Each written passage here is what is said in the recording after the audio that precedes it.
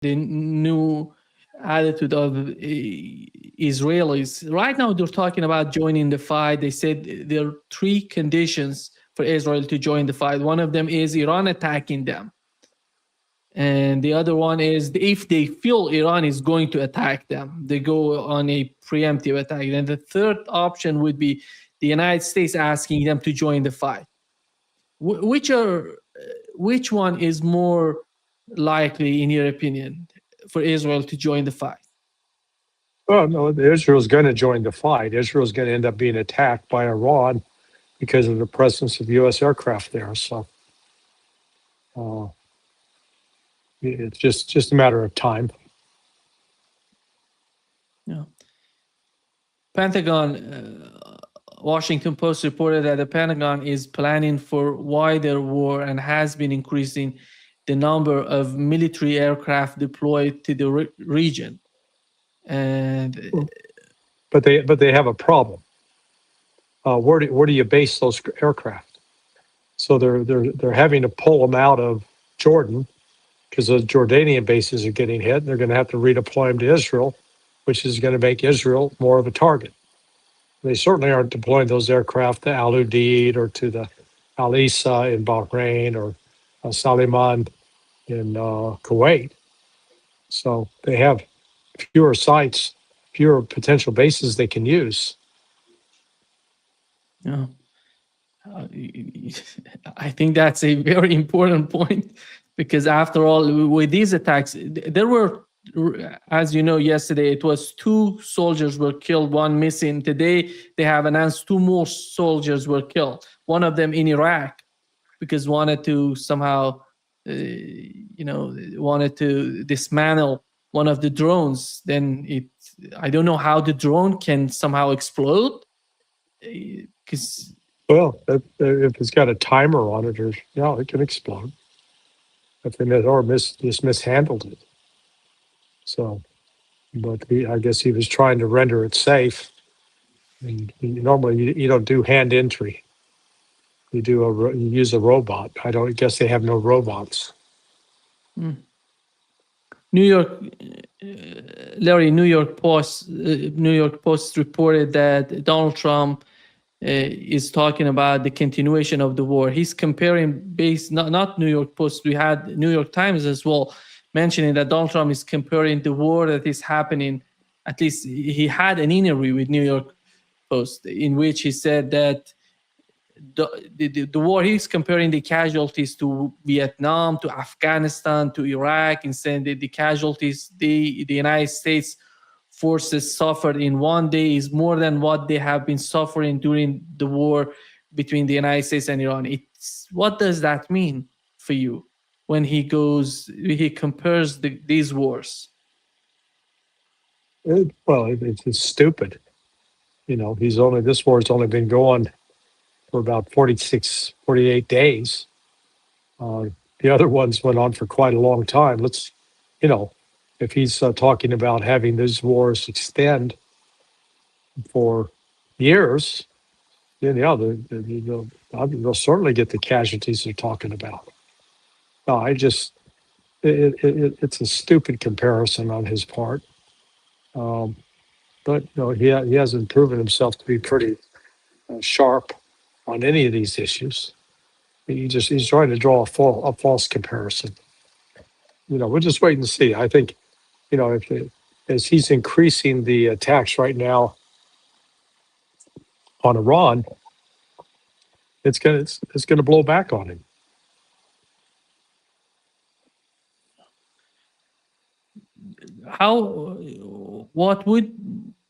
Because when you want to continue the war, you have to have a list of targets.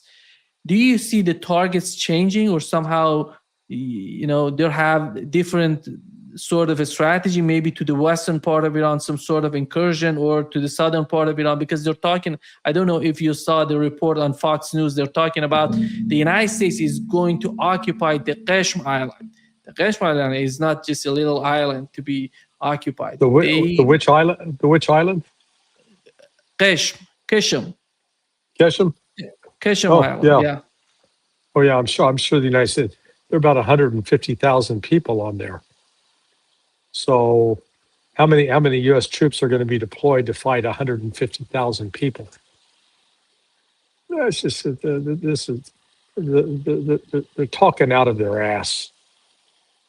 If they really do it, I mean, I can't rule out that they would attempt something so stupid, so insane.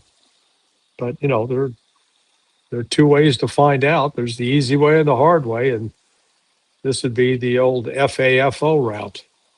They say fool around, find out. The and even if they occupy it, so what? That doesn't stop Iran from launching coastal defense cruise missiles or drones. In fact, those troops that land on it, they're going to get inundated with drones, artillery, and short-range ballistic missiles. Hmm. Just Just for those I can't believe they're talking that way. Just for those people who don't know about the Qeshm Island, is the largest island, Larry, in the Middle East. It's not going to be something easy. It says that in a major ground battle, they're going to get the Qeshm Island, then they'll go after Larak, Hormuz, and Khark Island and seize them. Then after that, there would be some sort of cooperation between UAE and the United States to get Abu Musa, which is the another Mhm. island, one of them that UAE wants. It seems to me, is that a strategy, or somehow they're trying to intimidate Iranians? What do you mean? I'm not following you. Yeah, my question is, I see no strategy in what was reported by Fox News.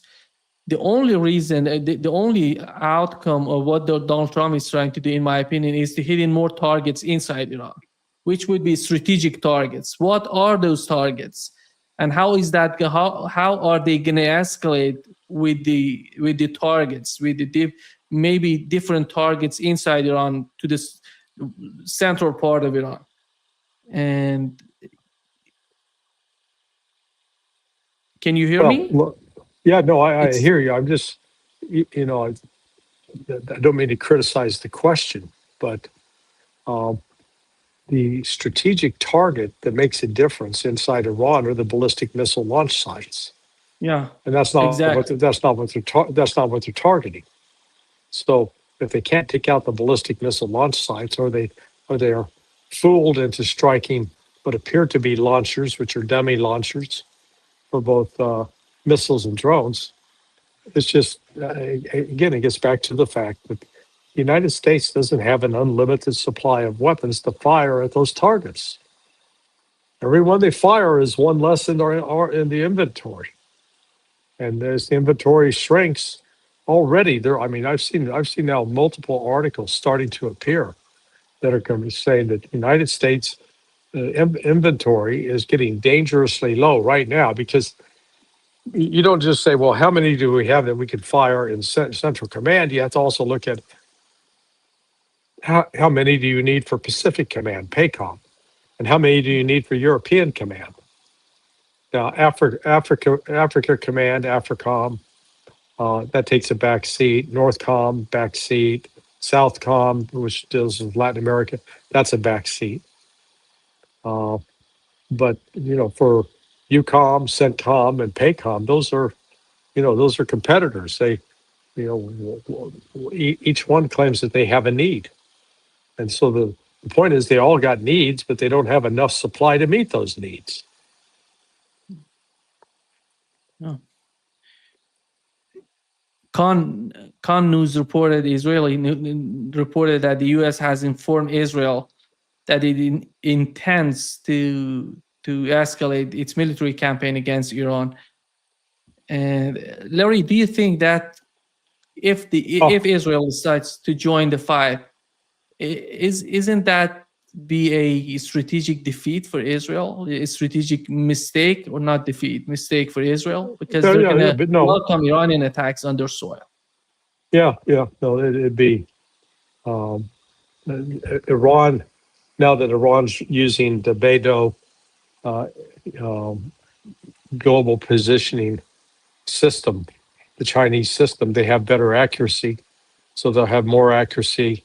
Plus, in the past, the United States and Israel were able to actually divert some of the Iranian missiles by spoofing them with inaccurate coordinates. I just checked it back as we were talking. Uh, Keshem Island is bigger than Okinawa. All right? Go back and look at how many U.S. troops had to land, both Marines and Army had to land in Okinawa to capture Okinawa.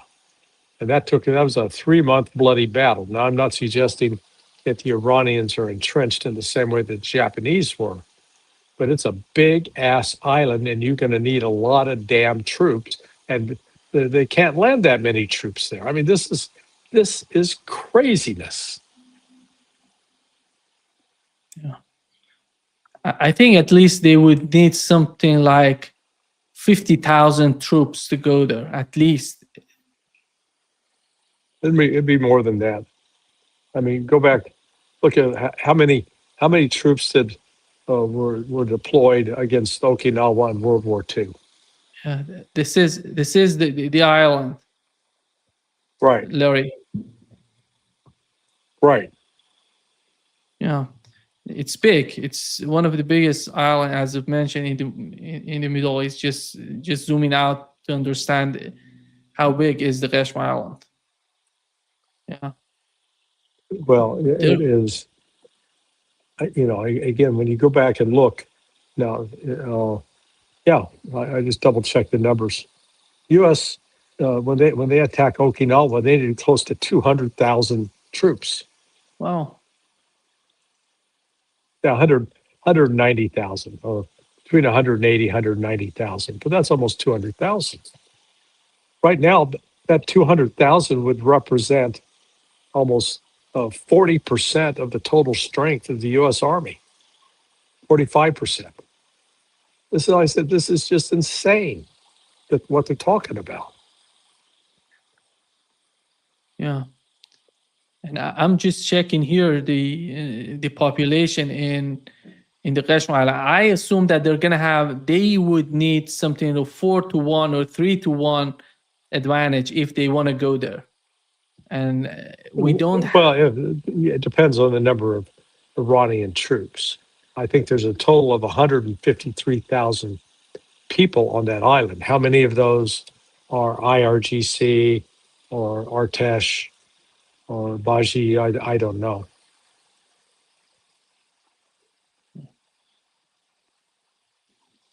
Larry, do you think that they're going to put these refuelers and fighter jets in Jordan, or they're going to remove all of them and sending them to Israel?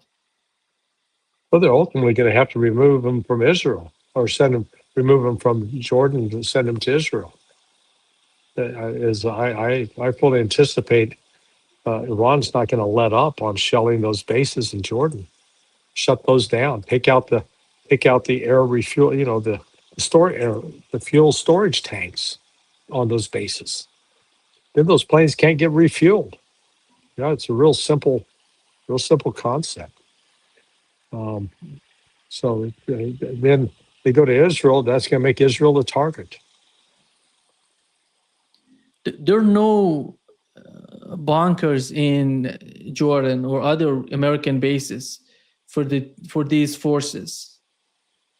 Yeah. Well, there may be. I'm pretty sure there are some bunkers, but they're not underground. They're not heavily fortified. They're, you know, I'll call them makeshift.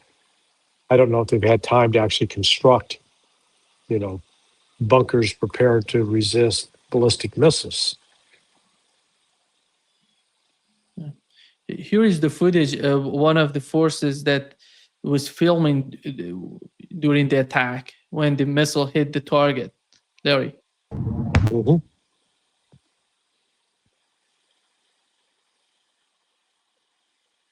Yeah.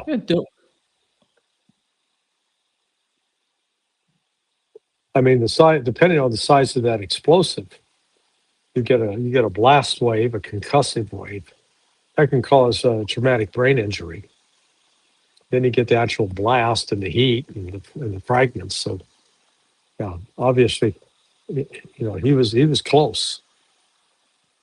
He was in the open, by the way. It doesn't seem that he's in a bunker or somewhere like that. It seems that all these, I don't know how many of these soldiers were hit, were influenced by the attack or by the waves of the missile. But so far, there was no information that it wasn't reported clearly that how many of these people were influenced. They said that 2 of them were killed, 1 of them missing, 15 of them were sent to Germany. That's the whole report on the part of CENTCOM. And today SAS said at least 150 people could have been influenced by this attack. Mm-hmm. I don't know how many soldiers do they have there in Jordan. That is important. They don't have a lot of soldiers. They'll have airmen, people attached to the Air Force, because these are not, this is not an army outpost. This is for air operations. So there's primarily Air Force personnel. Here is, let me bring the photo here of all these air bases, all these bases in the West Asia, Larry. Let me just bring that. And, where is that? I'm going to bring that up. I want to show you the bases around Iran and to see how many of those bases were somehow hit by these missiles. It seems that all these bases around the Persian Gulf were somehow neutralized or somehow hit. Yes. They have radars, no radars there, and they're using HIMARS mostly in Bahrain and Kuwait. I don't know if they're still having those HIMARS in these 2 countries.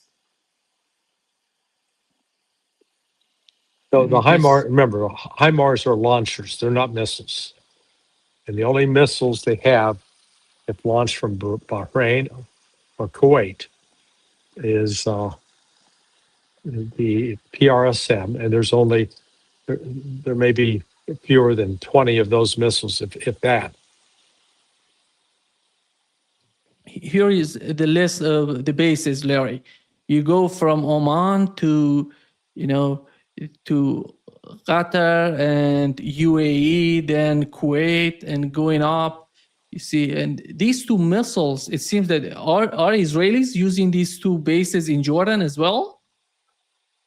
Well, okay, so yeah, no, they're not showing. Yeah, they're not properly showing the bases. So you've got Al Dhafra is being used. Al Udeid has been basically largely evacuated. They're not showing you Al Isa or Fifth Fleet headquarters there in Bahrain. And then in Kuwait, they're not showing you the Ali Salman airfield. And they're not showing you the other, get the name of the army camp that's located up in the north part of Kuwait.